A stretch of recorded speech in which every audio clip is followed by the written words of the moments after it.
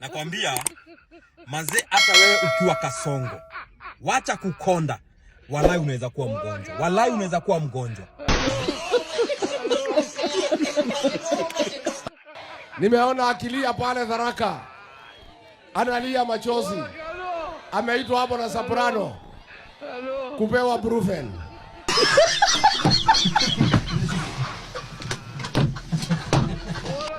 Kasongo apewa Brufen asipewe. Kichwa inamuuma. Alikuwa mlimani akatoa 50 million. Wakikuyu wakakula. Alipoondoka wakatoa t-shirt ya UDA wakachoma wakasema one time.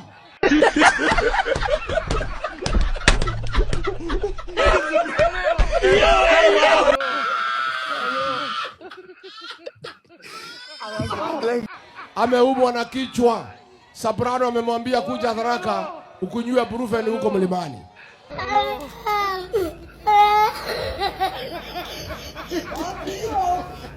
Nimemwona kanisani akilia. Oh, mimi ni rais. Oh, mimi natishwa. Ati ndio nipate kule ya mlima.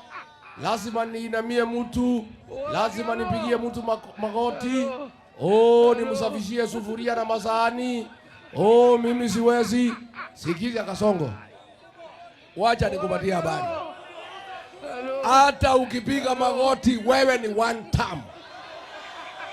Wacha Kasongo nikuambie.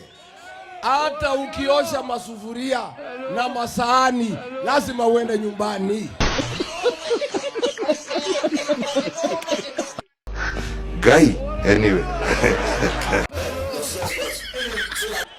Yani niwaulize, hata wabeberu hawakukuwa na kiburi kiasi hiyo. Hata wale slave traders hawakukuwa na kiburi kiasi hiyo. Ati kuna mtu mmoja anasema yeye ndio lazima sisi wote tuende tumuulize ruhusa. Ati mpaka hata mimi rais ati ananiambia ili nipate kura ya watu wa Chuka, ati mimi niende nimpigie magoti, ati nioshe sufuria kwake, ati nioshe bakuli kwake, ati nioshe vikombe kwake.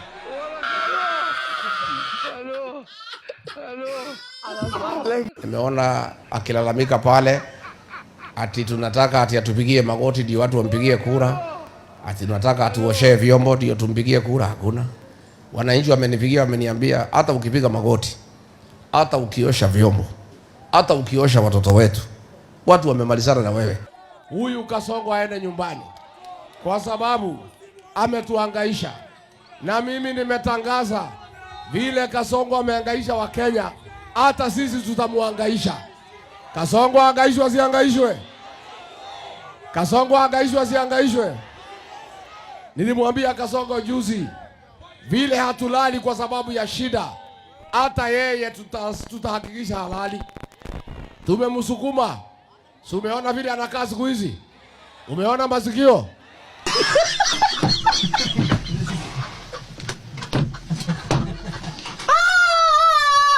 Mimi nataka niwaambie, kuna watu wako na hasira mingi, wako na kisirani mingi, wako na kiburi mingi zaidi.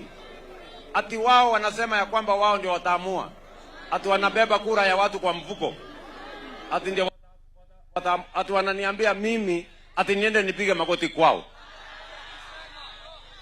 Mimi nitanyenyekea kwa mwananchi na nipige magoti kwa Mungu. Binadamu mimi siwezi.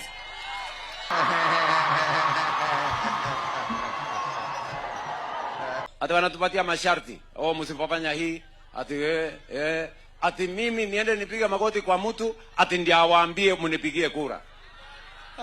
Hiyo maneno wasahau kabisa. Na hiyo kiburi wawache. Wao sio Mungu. Mungu ndiye anaamua viongozi na hao wananchi. Na shida si ati kuna mtu anataka kupiga magoti, hakuna mtu anataka uoshe vyombo. Shida ni ya kwamba ile kazi ulipewa ya kujenga uliwacha. Ukaua watoto ya Gen Z. Ukasema wengine wapigwe risasi kwa mguu. Ukavamia makanisa na wahuni na polisi. ACK Church of Fire. Those are the issues the people of Kenya are having with you. Wameniambia wananchi, the only way probably they can consider, kama wanaweza ongea na wewe wakusikize waone kama wanaweza kukusamehea, ni kwanza ile watoto ya Gen Z uliua, uwafufue wakuwe uhai, then you can have a conversation kama hiyo maneno inawezekana, si ndio? Sasa yule bwana alikuja kwetu akasema yeye ameokoka, Biblia ile size kubwa kila Jumapili bila kuchelewa. Hata alikuwa kila siku naingia kanisa 3-4 Jumapili. Siku hizi hatumuoni kwa hizo makanisa. So sisi tukaangukia, tukaona tumeona Mkristo mwenzetu, na tukakuwa very happy that for the first time the Church of Christ had a candidate for president. Sote tukampigia. Sasa kila mtu ni machozi.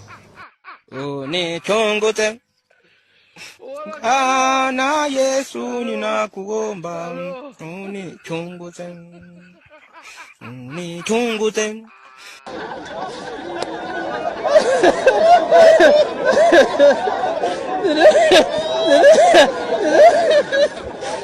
You are aware the IMF, the International Monetary Fund, has suspended discussions of financial support to Kenya because of matters corruption.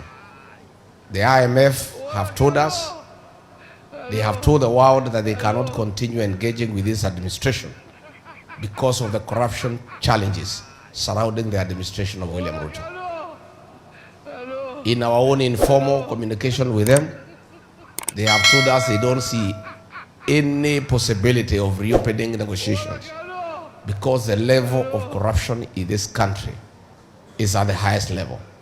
Very soon, mtaona the Kenyan government wakipretend to fight corruption, mtaona some stage managed arrest, mavipindi tu here and there, because the International Monetary Fund, IMF, refuse kuwapatia loan on a new program because the Kenyan government refuse to address a key corruption audit report that they commissioned themselves. Imagine, IMF commissioned this corruption audit report and the Kenyan government has not addressed it. So IMF wamesema hawapati loan kwa new program until we address your report, because your report address very key issues about corruption in Kenya.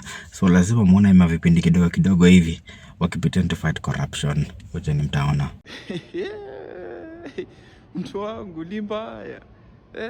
Shida tuko naye kubwa kama taifa ni mambo ya uongo. Rais ameenda Murang'a pale Kangema. He has launched a road. By the time he reached Nairobi, the equipment followed him. Ile matinga imemfuata. Sasa wananchi wanauliza hii mtu kwani anatubeba kama nani? Ameenda pale an institution that was launched by the Keharo member of parliament, anaitwa Dede Nyoro. Ile plaque ilisema Dede Nyoro alifungua, wametoa. Rais ameifungua tena. Na wananchi wako pale wanaona ni ukora. I have told the people of Nyanza, the SGR extension from Naivasha to Malaba is a fraud. Some officers have called me from Kenya Railways this morning, others from the Ministry of Transport, and they have told me there is no contract. It's another con. And I want to challenge William Ruto, if you have a contract for SGR, please publish it tomorrow. We see the commencement date and the date of completion. Goodbye.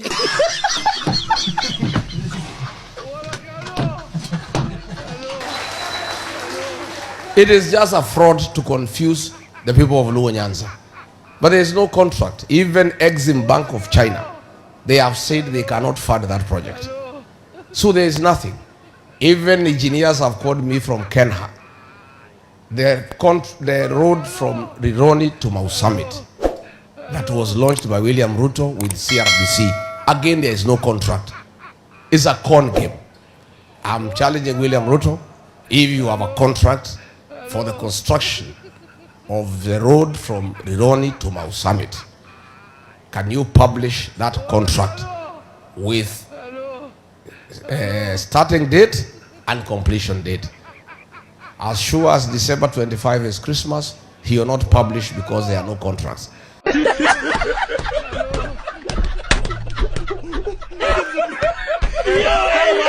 Mimi niko kotini kesho na kesho kutwa and Wednesday. We are having a petition challenging that illegal process Muliona mimi nilipelekwa pale Senate na National Assembly. Even when I told my children I'm going to court, they are opposed to it. Say, Dad, you face humiliation and embarrassment. Please don't go back again. Forget about it. My children were traumatized that a man we had helped to be president was embarrassing us and humiliating us before the people of Kenya. But I've told my children and my supporters, no. We have faith in our judicial system that it should be able to give justice to Rigathi Gachagua, his supporters, and the people of Kenya.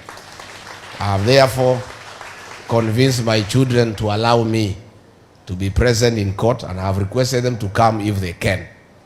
They are very reluctant because they are still traumatized by what we were taken through in such a fraudulent exercise.